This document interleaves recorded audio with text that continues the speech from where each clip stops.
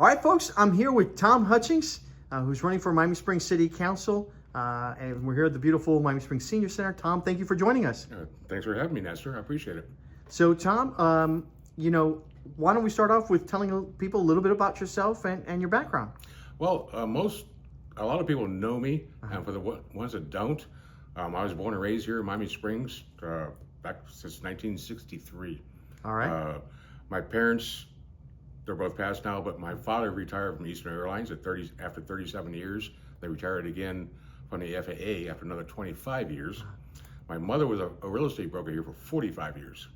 So I grew up in the past. Right. And I'm running for office because I grew up in the past, I live in the present, and I want to carry us to the future. Beautiful. So, you grew up here and with your folks, so Springs has been home to you all your life. It's been home to me. I've ridden my bicycle probably almost every street there was back when I was a kid. Yeah. I swam on the Miami Springs swim team. I ran track on the track team. Yeah. We played tennis. Everything that's used to be available that's not really available now for our young people. Right. Is a proper term. So, if you look back, what are some of your fondest memories of growing up in Miami Springs? Oh boy. My mother picked me up from nursery school, which was the old Baptist church. Okay. And I would waddle down the sidewalk with my animals on. Yeah. My little coveralls, everything else. Right. And we would go to the Rexall Pharmacy lunch counter and have lunch. And she'd drive me to the office, and it was. I enjoyed growing up here. Yeah. It's a great little town. So it's nice when mom doesn't have to go very far and you're right around the corner, and she's never to be able to take your kids to school here in Springs, then go to work here in Springs and pick you up and go to the local place to get a bite after school, and it's just a sweet thing never to grow up never having to leave this wonderful community is something special. Yep. It's something special. So so obviously you grew up here, you're passionate about Springs. What now as an adult and living here in Springs, what are some of the things you appreciate the most about our community? The way that we were able to grow up years ago, and we still have the same small town charm. Right. And I want to keep it the same for the young people nowadays. We have to work on a little bit of crime. The crime's not bad here. It never has been. Right. There's some difficult situations, yes, but every town has that. Right. But this town used to be one of the original live here, work here, shop here, and play here. Right. And we want to keep that same aspect and still redevelop the older parts of it that really need some help. So when you say the older parts that need redevelopment, just let people know, what are you thinking? Specifically Westward Drive. Okay. We have, I believe, 3 out-of-town landlords there. Okay. And I'm not going to name anybody, but right. It's just so not necessarily dilapidated, but there's no modernization with everything. And I'm all for development, right, as long as we can hold the developers responsible for what they do. Okay. What about, I know at one of the candidate events, one of the things that came up was 36th Street. Is that part of your target as well? Yes, that's been an issue for many, many years. Right. I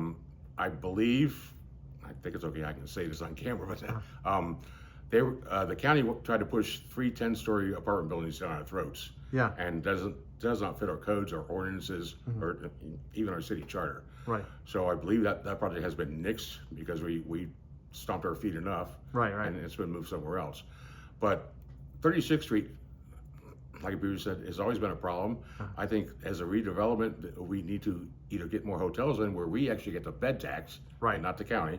Right. And some nice standalone restaurants, and I think it'll help us. It's going to help with tax base and everything here. Or at least get a split. The county can get their portion, but at least we need to get something. Just give us something to help support our police department. Right. Because over 40% of our calls are going to 36th Street. Yeah. And it's nuts. So that detracts from them policing our streets to keep us safe. Right.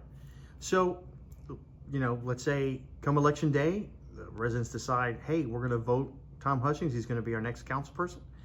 What are some of the top priorities that you have if you join the council?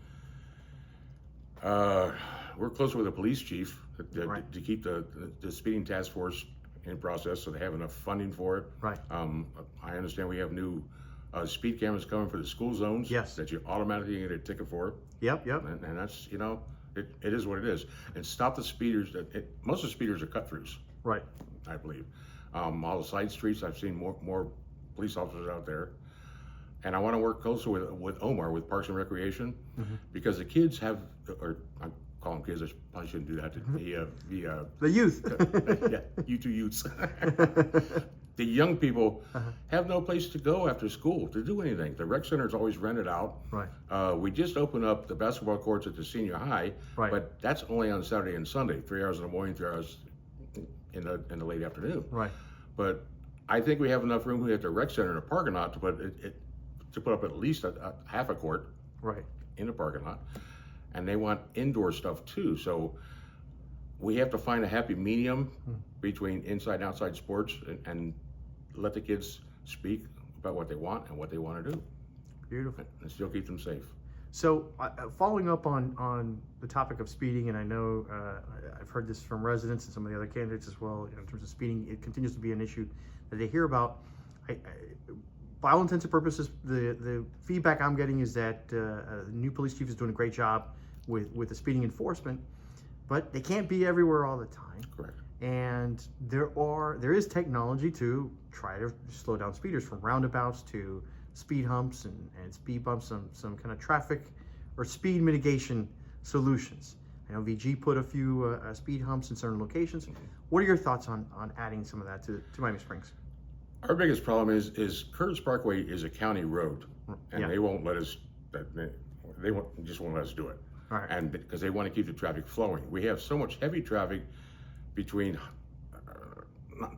in the morning from Hialeah to going out to Doral and down the June Road or whatever else, yes. and vice versa in the afternoon. Yep. That's causing a huge problem with our circle again. And I don't know if it's because they changed the light timing, Right. because just to keep traffic flowing, but the county, I believe, wants to increase our speed limit on Curtis Parkway, and that's something we do not want. Oh my gosh, I hadn't heard that. It's a matter of time for something really happens. Wow, that's a big turnout for anyone who lives on Curtis Parkway. And even just crossing, gosh, I was listening to someone, and I've seen it occasionally. The folks are going the wrong way on Curtis Parkway. Yes, I've seen that too. Oh my gosh. And they don't stop at the crosswalk so that people could get across. Yeah. And they're just in such a rush to get back and forth, home or work. Trying to get from point A to point B. And that's what Miami Springs is about. It's kind of a laid back town. It always has been. And we just need to get everybody to slow down a little bit and take care and watch out. So one of the things that residents are looking for, our council members, is to, I guess, be a voice with the county. For example, the circle itself, in addition to the traffic, right? I reported earlier this year, the increase in traffic accidents. I think we're getting an accident about every 10 days is the average. At least last year, the average was every 10 days there was a car accident on the circle. Part of it, and people know that I am not a fan of some of the things and some of the designs of the circle. But what are your thoughts of what we can do on the circle to try to, reduce the number of accidents and make it safer? It's just that people need to pay more attention. Some of the yield signs are not maybe in the right proper spot, and people don't understand. That if you come up on Western Drive, you have the yield sign. Yes. The people coming around the circle do not have to slow down for you. Correct. But I've had a problem with people off of Western. Yeah. And I don't know if there's citizens here or just people cutting through, but they ignore the yield signs. They just go. Right. That's it.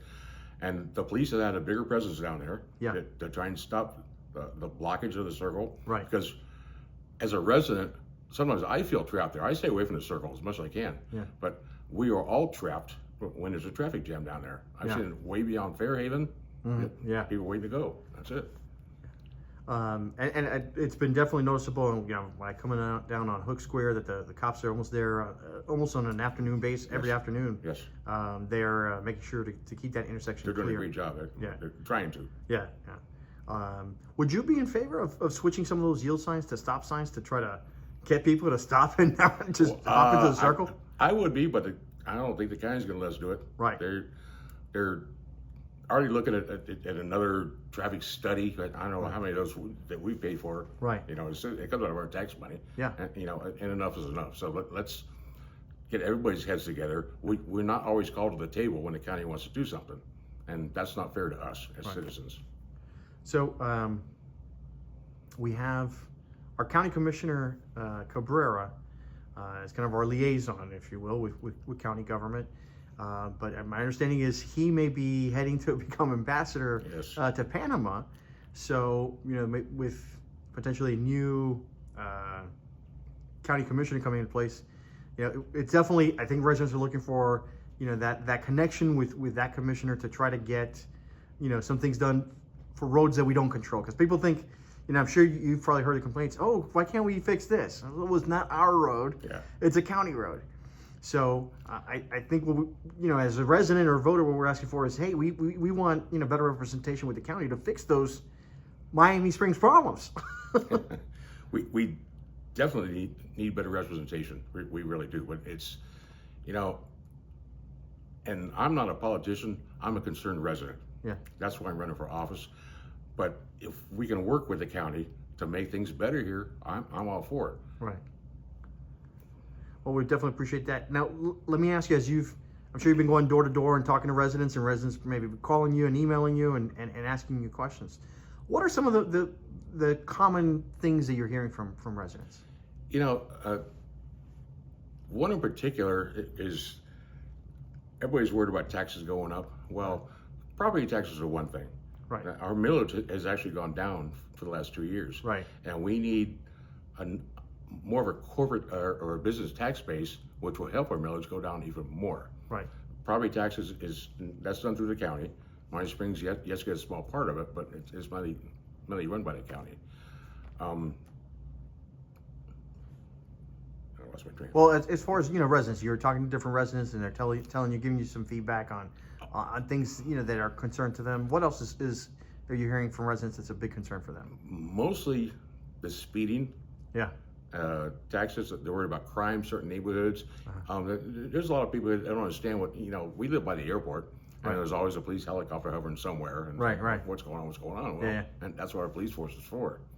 So, and just during the election time, they don't understand group 1, 2, 3, and 4, because that used to be north, south, east, and west. Got it. Many years ago. Yeah.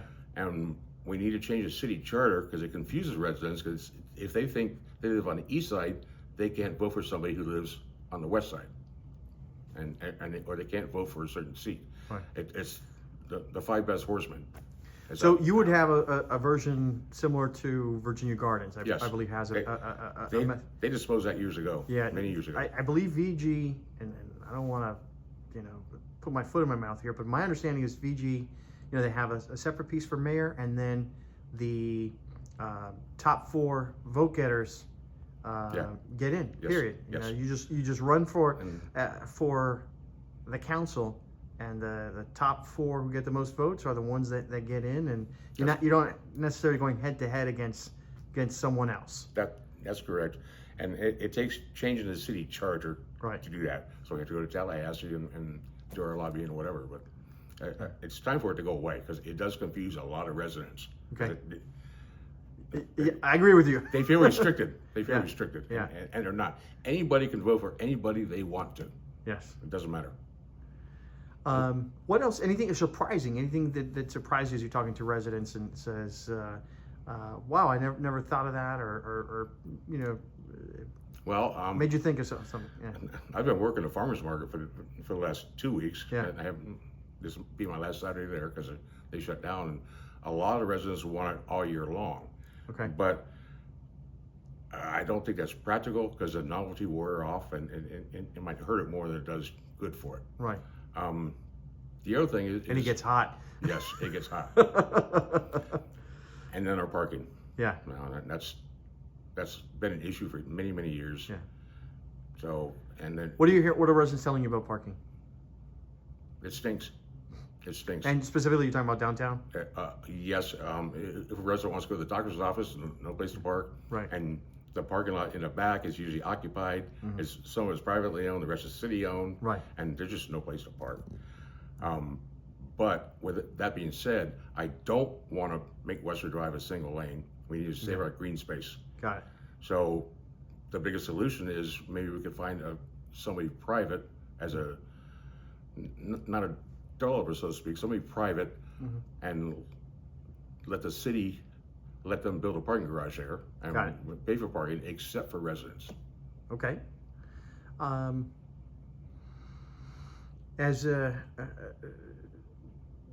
Talking about tree canopy and what people are telling you about tree canopy and keeping our green spaces green.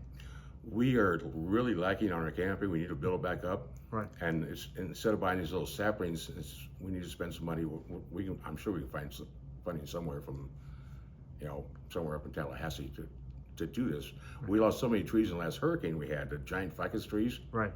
Almost those are gone. There's a whole bald spot from Western Drive, right here by the senior center, all the way up past the high school, past the senior high. Right. And nothing's been replanted there whatsoever.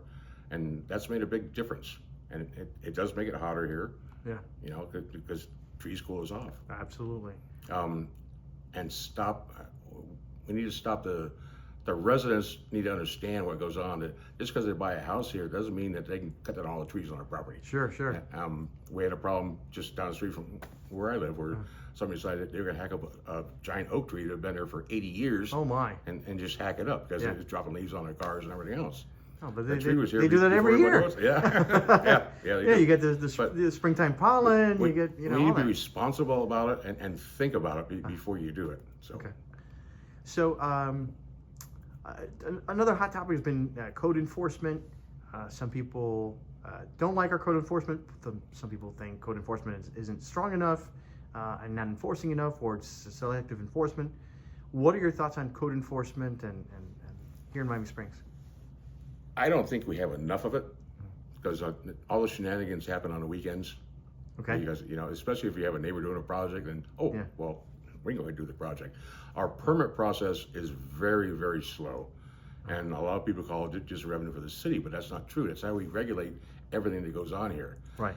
This is a community. A community. It's not an HOA, but we have, just rules and regulations to live by. The city needs to do a better job with code ordinance, and they're trying to change some of the ordinances so the inspectors know better. But we need full-time inspectors here, not part-timers that work a full daytime job and then come over here in the afternoons to work. Right. Because they don't understand our laws. Got it. Our ordinances. Right. And as we talk about some of these key issues. Any other issues or things about yourself, or something that when you talk to residents and you introduce yourself, that they're surprised to hear about you? Some of the new residents are, yes, because I'm not, they don't know me. A lot of the older ones are explaining me, myself, my family, and everybody. There's not a whole lot of surprise. It's always a pleasure to meet somebody new, and I've had a good time, especially at the market. I had a lot of new people that didn't know which way to go, and I explain it to them, and they understand. Perfect. Any last things that you'd like to share with the audience? I just want everybody to know I'm doing this for a reason. I'm now retired, so I can dedicate all my time to the city. Right. My mother was a two-time councilwoman, and I'm not necessarily following her footsteps, but as being a concerned citizen, I've seen a lot from the past to the present. Right. And I just want to carry on from there. I want everybody in this town to help us keep the small town charm. Yeah. And stop overdevelopment and live peacefully and happily. Beautiful. And if folks want to get in touch with you and learn more about you, what's the best way for them to reach you? My email is T as in Tom, Hutchings, my last name, Hutchings, 19 @gmail.com. So thutchings19 @gmail.com. Yes, sir. Beautiful. And let's, before we talk about the election day, tell people which council seat you're running for. I'm running for seat 4. I ran for it 2 years ago and just barely missed it. So Yeah, it was a very tight race. It was one of the closest races that to my memory. Yeah. Was 4 years ago with Victor Vazquez. Victor yeah. decided not to run again. Yes. And now there's an opportunity, an open seat here. Yep. And we have early voting the 28th and 29th of March on Western Drive, right in front of City Hall. Yeah. And then April 1st is the official voting day. So Tuesday, April 1st is official election day. Yes. So either vote early, vote by mail, vote by mail, or come election day. Or come election day. And you'll see me out there on Western Drive. Yeah. You'll see me in front of the country club. And who do you want residents to vote for? Well, Tom Hutchings, of course. Tom, we appreciate you making time. Folks, get informed, share this with other residents, and come election day, get out and vote. Miami Springs matters. Every vote counts. Ask Tom. Every vote counts. Every vote counts. If you have a question, feel free to call me too. It's 786-459-3333. Perfect. And folks, get out there and vote. Election day is Tuesday, April 1st at the Miami Springs Golf and Country Club from 7 a.m. to 7 p.m. And Tom wants your vote. That's right. Thanks, everybody. Thank you, everybody. Thanks, Tom.